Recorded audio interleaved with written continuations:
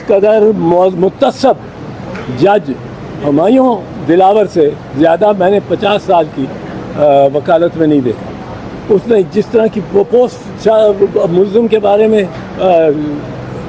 Launch की है अपने फेसबुक अकाउंट से, और जो वो ये कर रहा है कि कल आओ, आ जाओ, और अगर आप नहीं आओ, अच्छा फिर जो डिफेंस विटनेसेस किस कानून की प्रोविजन के तहत वो मुस्तरद कर सकता है? ये तो मेरा या मुल्ज़िम की सफाई का है। वो किस तरह तो प्रोसिक्यूशन को भी कहता तुम्हारे 4 गवाह, 2 गवाह नहीं मैं लेता, 2 ही गवाह उसमें पेश हुए थे जी, वो उसको भी कहता ये उसका इख्तियार ही नहीं है। ये देखें, ये ड्रामे हम बड़े अरसे से देखते चले आए हैं।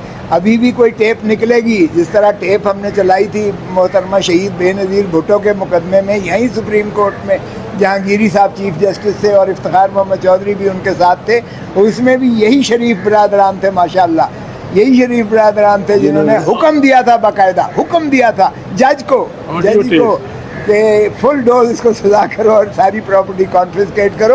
और वो भी सुप्रीम कोर्ट ने लिखा था bias floating on the surface of the record. ये भी अगर कोई करेगा फैसला तो bias is floating on the surface of the record, हवा में इस फैसले को उठा के बखेर के सुप्रीम कोर्ट या हाई कोर्ट फेंकेगी। अता तारड़ ना इसमें कंप्लेनेंट है, ना इसमें विटनेस है, ना ये गवर्नमेंट का केस है, इसमें election commission of Pakistan complainant है। क्या अता तारड़ साहब इस केस की पैरवी कर रहे हैं?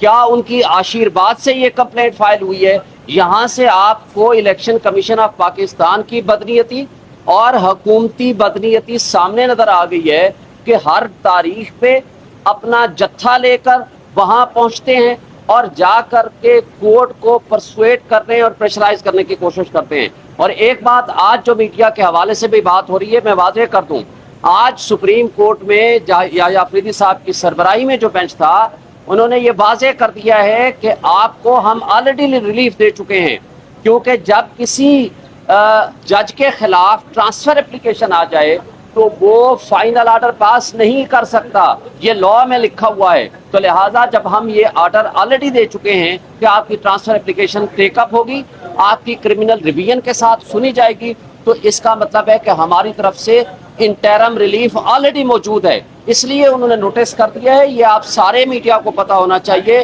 कि हुमायूं दिलावर जो कि एक मुतासिब जज है, जिसके खिलाफ ऑलरेडी दरखास्तें आ चुकी हैं और सुप्रीम कोर्ट डायरेक्शन दे चुकी है इस्लामाबाद हाई कोर्ट को कि इन ट्रांसफर एप्लीकेशन को क्रिमिनल रिवीजन के साथ मिलकर डिसाइड करें। और इस्लामाबाद हाई कोर्ट के चीफ जस्टिस साहब को FIA को ये केस नहीं भेजा जाना चाहिए था, उनको खुद इसको फाइनल डिसीजन करना चाहिए था।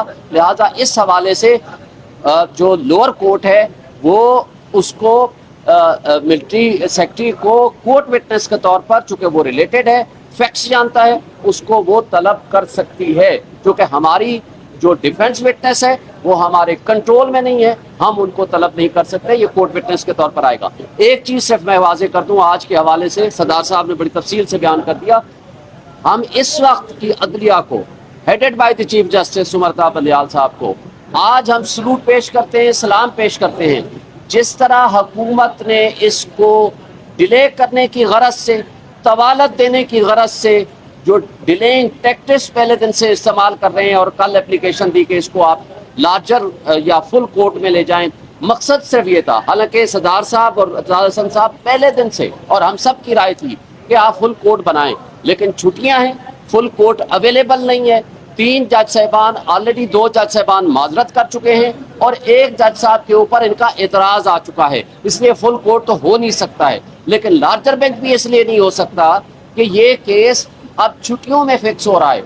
लोगों के 102 लोगों के फैमिलीज के और उन अशखास के बुनियादी हुकूक का सवाल है।